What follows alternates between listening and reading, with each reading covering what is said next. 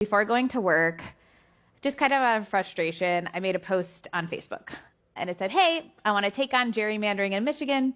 If you want to help, let me know. Smiley face.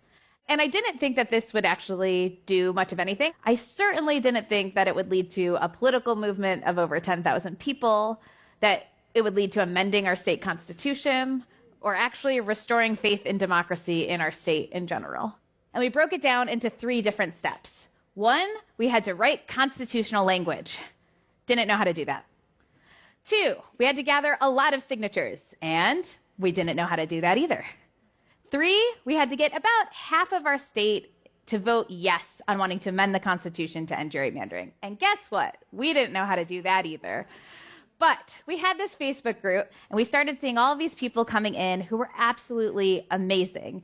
A lot of them were just like me. They voted consistently, they cared about the world's problems, but they weren't really interested in volunteering for a political campaign or one party or the other. But these people are amazing. I mean, we had veterinarians, doctors, birthing doulas, we had butchers and veterans, and even 16-year-old kids who couldn't vote yet, but wanted to be a part of creating a change so that by the time they could vote, it would actually be legit.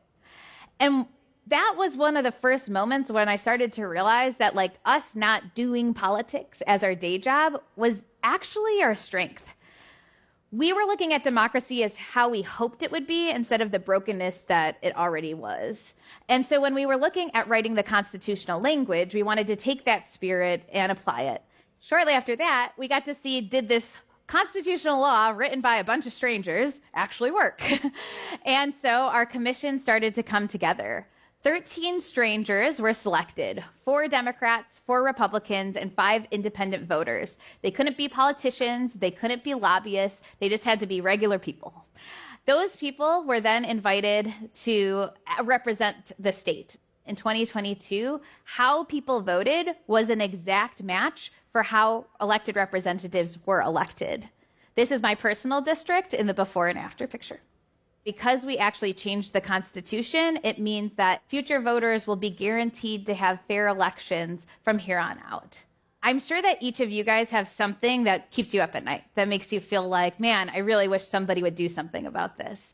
And maybe you feel like you aren't qualified to be the one to do something, or maybe you feel like nobody's listening or cares about this issue. And I used to feel that way. I hope all of you remember that when it comes to democracy, all political power is inherent in the people. We all are those people, and this is our power. I hope you don't forget that and you remain unafraid to create the world you want to live in.